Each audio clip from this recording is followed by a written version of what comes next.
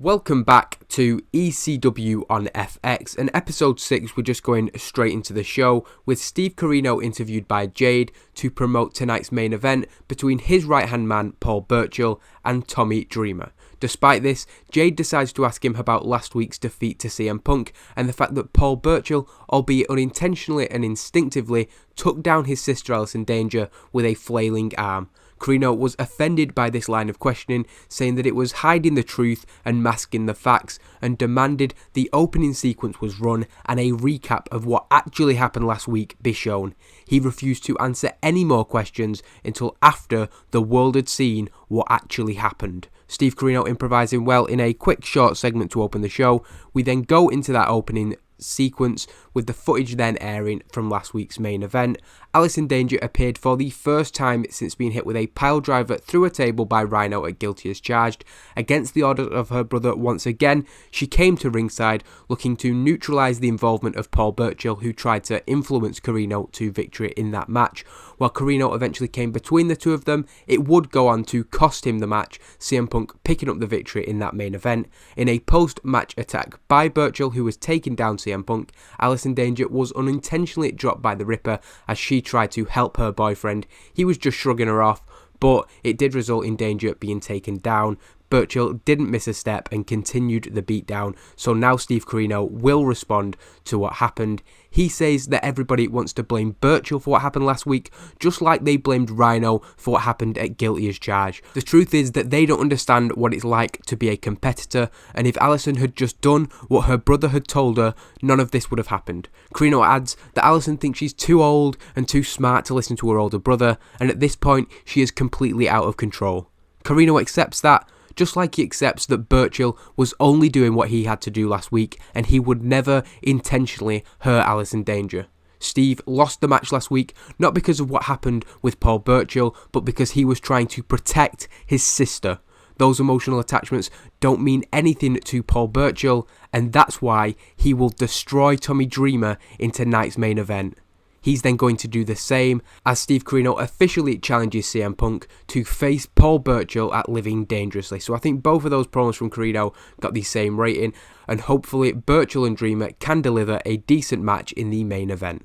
In a bout that had decent wrestling but not much heat, Bryan Danielson and Nigel McGuinness defeated the Basham Brothers in 6 minutes 20, just a follow-up from what happened last week. The Basham Brothers actually left the company earlier this week, having spent most of the year as Paul Heyman's personal security team, but I've just brought them back on one-night deals. They're gone after this. Nigel McGuinness with a 63, Bryan Danielson with a 69, so clearly these two are two of the best in-ring performers we've got, and again, justifying that decision to bring them in with a decisive, dominant victory. William Regal joined them in the ring after the match, shaking hands with each man before raising their arms in the middle of the ring. The commentators once again put over the instant impact that the two men have had since arriving in ECW 6 weeks ago.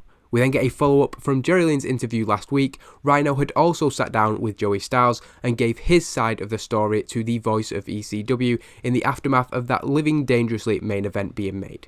Rhino told Joey Styles that he came back to ECW with one goal in mind, and that was taking back the 2 titles that now sit on the desk in front of them. Rhino says that people like Joey Styles want to question how he did it, but calling Jerry Lynn was just his way of ensuring that he got what belongs to him. This was about justice. Jerry Lynn is one of the few people in the industry that Rhino knows he could trust, and when Paul Heyman invited him and CM Punk to do whatever it takes to win at Guilty as Charged, he knew that he was the one willing to go further. Joey Styles then questioned Rhino's ability to keep the titles if, for instance, Jerry Lynn was barred from ringside at Living Dangerously, but this didn't sit well with Rhino. The dual champion grabbed Joey by the collar and said that Joey Styles would see exactly what he was capable of when he does to RVD what he did to CM Punk at Guilty as Charged. Rhino was terrible without a script, unfortunately, and lost heat to the segment. That is really disappointing. That is way below the rating level that you'd want from your main event guy, from your double champion. He has to be doing better than that, or we may have to make changes at the top of the card in the near future. Tommy Dreamer is then interviewed, another poor segment from him. He's really not delivering he's an okay in-ring performer, but anytime I try and push him, I see that he's not really worthy of any main event positions, but he does promote tonight's main event match, and he couldn't believe what he'd heard from Steve Corino earlier. He said that Steve Corino doesn't give a damn about his sister, and he just has it in for CM Punk, and he is pushing that agenda. But tonight, Steve Corino isn't his focus. The heart and soul of ECW further explained that a lot was going on in his life at the minute, and while he was still waiting for an answer from that mysterious hooded man, he had to put that to the back of his mind. If he was anything other than 100% focused tonight on Paul Burchill, then his match would only go one way. Tommy knows just how dangerous Burchill is from past experience. The second match of the night isn't a good match, and we're really not putting on that great of a show tonight actually. Trinity and Palumbo, an awkward pairing, but that didn't stop him from picking up a victory over Johnny Cashmere in 4 minutes and 52 with a full throttle. Little Guido was at ringside but didn't need to get involved, as it is a decisive win for Palumbo. After the match, Little Guido and Chuck Palumbo stood tall in the ring. The commentator is putting over that with the state of ECW at the moment, Johnny Cashmere could really do with finding himself an ally after Trent Acid was taken out at guilty as charged. Another poor segment, and we really need this main event to deliver. We've also got a promo involving Rob Van Dam and Punk coming up. Returning to the show from a break, Homicide walked down to the ring, calling out Sonny Siaki and holding out the microphone, telling the Muscle of the Hustle to get it done.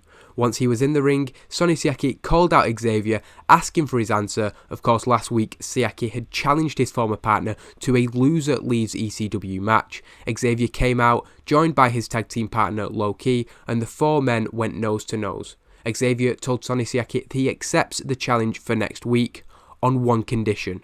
When they fight loser leaves ECW, it'll take place inside a steel cage. Siaki looked to Homicide for assurances, and Homicide nodded. This led to Siaki accepting the challenge, and just moments after the match was confirmed, predictably the Havana Pitbulls, who are currently scheduled to defend their titles against Loki and Xavier Living Dangerously, jumped them from behind. Loki wasn't the focus, and they discarded of him as quickly as they could, the focus and attention remaining with Xavier. Still without any allies in the back due to their affiliation with the Hustle throughout the last year, Xavier was taken to the top of the stage and hit with a brutal triple powerbomb by the Havana Pitbulls and Sonny Siaki to that solid steel ramp. Homicide did a good job of improvising, but Sonny Siaki and Xavier not doing well. They're less used to having a microphone in the hand, and they've got worse entertainment skills, so that is understandable. The angle did get the crowd hotter, but it wasn't a very good segment, and it does again lose heat to their storyline. Rob Van Dam also not doing well that script. Everybody is letting me down tonight. I'm worried about the main event now. As Xavier's help to the back, the commentators introduced this interview with Rob Van Dam. He'd also spoke to Joey Styles earlier in the week. Rob Van Dam was in pretty high spirits and shrugged off any potential of Jerry Lynn helping Rhino to victory at Living Dangerously. He knew that if he needed help, there was plenty of guys in the locker room who have his back. But Rob Van Dam won't need that, because he's dealt with Jerry Lynn time and time again, and the pay-per-view will be no different. Rhino wants to talk about justice and his quest to take back what belongs to him. He succeeded in that goal, but RVD and the rest of the world knows the truth. If RVD hadn't been out for 3 months, Rhino would never have laid his fingers on the ECW World Championship, and Rob Van Dam would still be holding the title. Disappointing throughout the show, and now we go into that main event, which is decent. It's not great. Our minimum expectation is 62, so hopefully a couple of things on the rest of the show will help boost us up, but I can't even think of a single segment that was over 61, so I'm worried again now that FX are going to complain to us. But Paul Burchill picks up a fairly decisive victory over Tommy Dreamer. Dreamer doesn't look like a complete jobber in the match. He does put up some fight, but Paul Burchill clearly has too much for him. Burchill with a 64 in-ring performance, which is about what we need for main event level matches. Dreamer coming somewhat below that and really not showing that he belongs in the main event. Paul Burchill is then joined by Steve Corino in the ring following the match, and this segment might just save us from that note from the network, and he put over what the Ripper was capable of doing to anybody in ECW, no exceptions. This brought out CM Punk from the back, and shortly after, Alisson Danger joined him, much to the annoyance of Steve Corino, and he was ready to fight Punk again. His emotions were getting the better of him, but Punk cut him off before he could go into a rant. CM Punk said that he could come down to the ring and kick Corino's ass like he did last week, but he knows that his big dumb henchman would just get involved, and shortly after, C.W. Anderson and Stevie Richards would be out like vultures to pick the bones. Therefore, Punk's going to keep it simple. He accepts Paul Burchill's challenge for Living Dangerously, and he will make Burchill go to sleep. Corino and Punk doing a masterful job of improvising, and by far the best segment on the show. We really needed that. This is probably our hottest storyline at the minute, because Rhino and Rob Van Dam both improvising not very well. losing heat to their storyline, whereas this storyline is just gaining heat more and more. I think a big segment between Corino and Punk, an in-ring segment just before the pay-per-view, could get us one of our best ratings ever, because they are two really entertaining people, and we've only had them in 4 or 5 minute segments before. If we give them a little bit longer and everything clicks, we could really be on for some of our best segments yet, and that is why I am enjoying this storyline so much. So it is a 63C rating, just about what we needed. It's not one of our best shows, but I am relieved just to have made it above that cusp. We really don't want another warning from FX. When I look at those ratings, like I said, we are really lucky with that segment at the end, because other than that, it is all below the required level. So we have CM Punk and Corino to thank for that. I am going to check what TNA did just out of interest. That show gets under 1 million, so again, they are losing viewers once again. I think they did okay last week, but a real major drop off there for them.